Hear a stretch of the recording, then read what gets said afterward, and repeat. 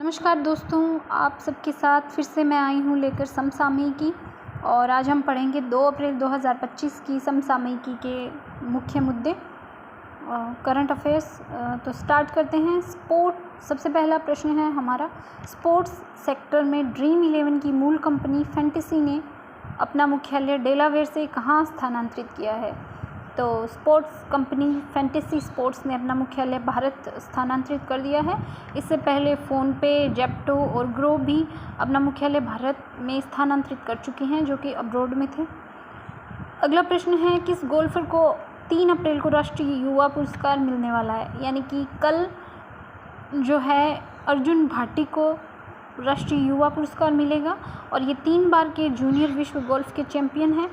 और कोरोना के समय में इन्होंने अपनी जो ट्रॉफियाँ थी वो बेच करके लोगों की मदद की थी, और ये सब के लिए प्रोत्साहन और इंस्पिरेशन का विषय रहा है। तो इनको इस उद्देश्य से राष्ट्रीय युवा पुरस्कार दिया जा रहा है। अगला प्रश्न है, सौदागरी ब्लॉक प्रिंट कला को भौगोलिक संकेत GI दिया गया है।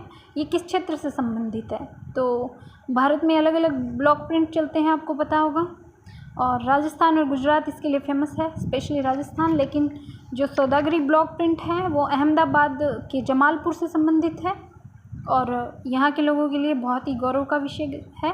सौदागरी ब्लॉक प्रिंट अहमदाबाद के जमालपुर से संबंधित है। अगला प्रश्न है, मियामी ओपन पुरुष का खिताब किसने जीता है?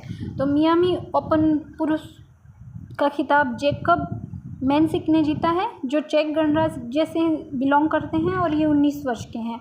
और इन्होंने नोवाक जोकोविच को हराया है, जो कि इनके आइडल रहे हैं। और इसके अलावा अगर जोकोविच इस मैच को जीत जाते तो ये उनका 100 नंबर मैच होता जो जीत जाते, लेकिन जैकब मैंसिक ने उनके इरादे में उनको कामयाब होने नहीं दिया। अगला प्रश्न है, चून वोंग, जानिके मिकेलसन, राबिया रोजे और एरिक फिलिप्स किस मिशन के तहत पहली बार पृथ्वी के ध्रुवों के ऊपर उड़ान भरेंगे? तो ये है फ्रेम 2 मिशन, स्पेसएक्स का है, और ये पहली बार होने जा रहा है कि कोई निजी विमान जो है वो पृथ्वी के ध्रुवों के ऊपर उड़ान भरेगा। अगला प्रश्न है, भारत और अमेरिकी सेनाओं के बीच 13 अप्रैल तक चलने वाला अभ्यास, यह है टाइगर ट्रायम्फ। तो टाइगर ट्रायम्फ कौन कौन से देशों के बीच हुआ है? भारत और अमेरिका की सेनाओं के बीच में। अगला प्रश्न है, वर्ष 2025 के योग दिवस की थीम है। तो प्रधानमंत्री मोदी ने कल ही मन की बात में बताया था कि इस बार के योगा दिवस की थीम होने वाली है yoga for one earth one health, और ये मनाया जाता है 21 जून को। जैसे कि आप सबको पता होगा 21 जून को रहता है योगा दिवस, और इस बार की इसकी थीम है yoga for one earth one health. अगला प्रश्न है, आंध्रा सरकार किसे उगादी पुरस्कार से सम्मानित करेगी? तो आंध्रा सरकार मायना स्वामी, जो कि ऐतिहासिक अनुसंधान और सामाजिक सेवाओं के लिए इन्होंने अपना योगदान दिया है, मायना स्वामी, से उन्हें उगादी पुरस्कार से सम्मानित करेगी। अगला प्रश्न है, 70 वर्षों के बाद न्यूकैसल यूनाइटेड ने कौन सा खिताब जीतकर इतिहास रचा? तो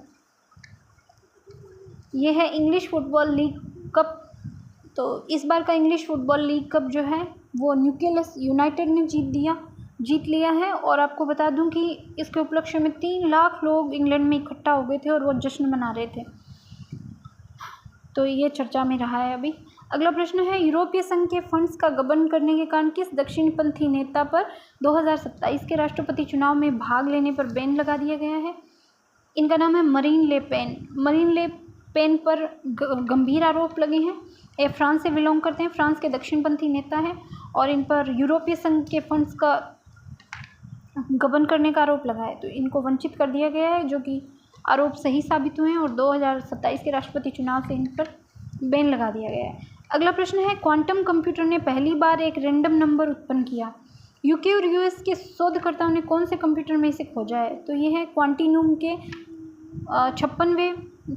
56 क्यूबिट कंप्यूटर में। क्वांटिनूम के 56 क्यूबिट कंप्यूटर में एक रैंडम नंबर, एक ऐसा नंबर उत्पन्न किया है जिसको हम रैंडम नंबर बोल सकते हैं।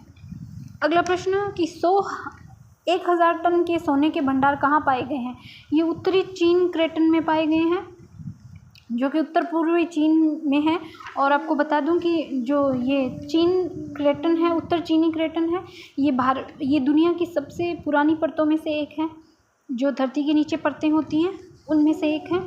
और प्रोस्पेक्टिंग तकनीकी के द्वारा 1000 टन सोने के भंडार यहाँ पर पाए गए हैं। अगला प्रश्न है, किस खिलाड़ी ने हाल ही में संन्यास की घोषणा की है?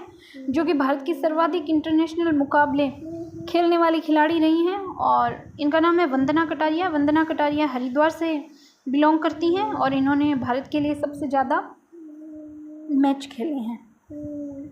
बहुत बहुत धन्यवाद आपका। आज के लिए इतना ही।